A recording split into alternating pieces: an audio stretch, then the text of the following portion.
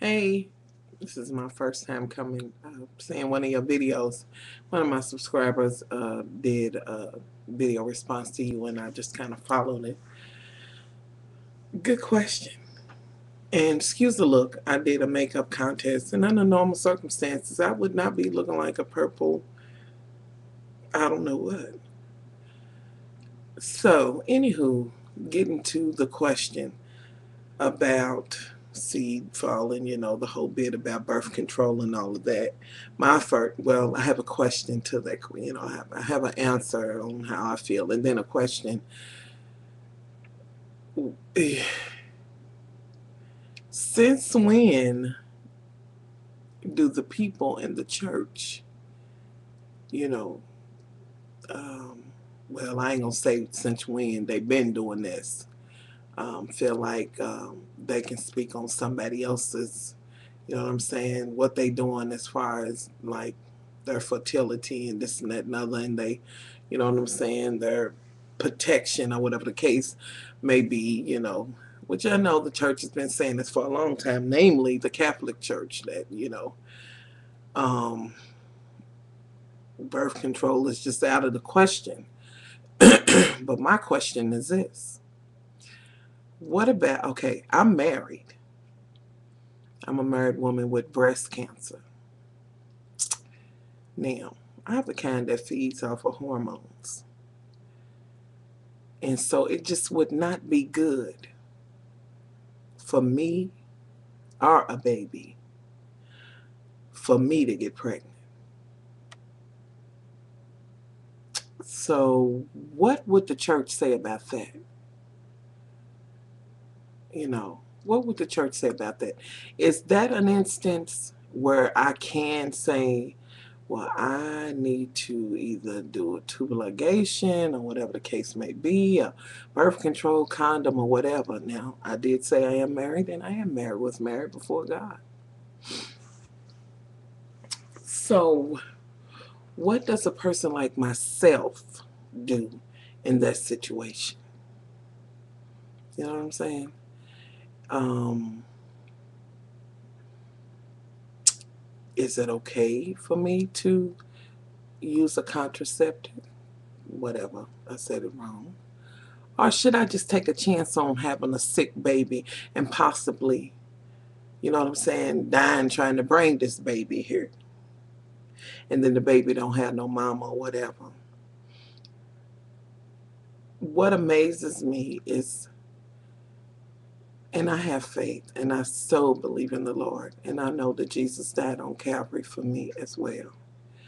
But what I don't understand is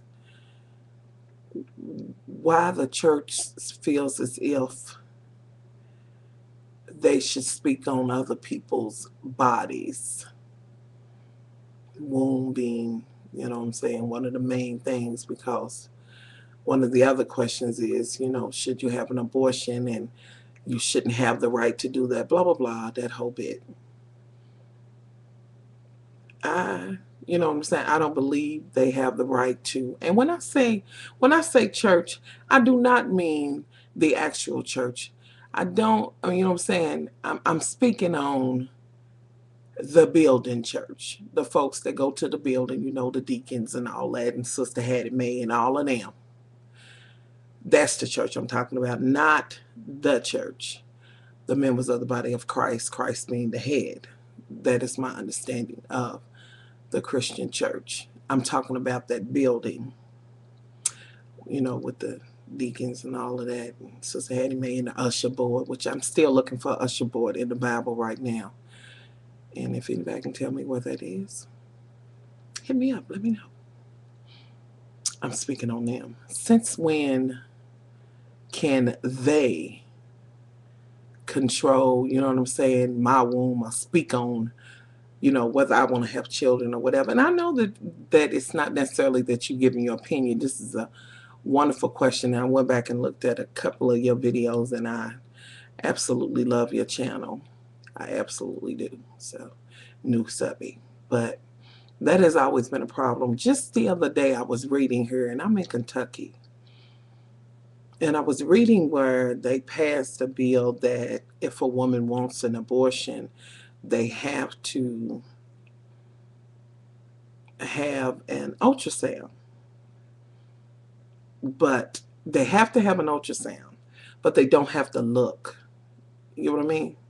They can't make them look at it, but they do have to go in there. And the whole purpose being that if you see this baby or whatever, embryo, whichever one you choose to say, um, is if you see it, you will change your mind or whatever the case may be.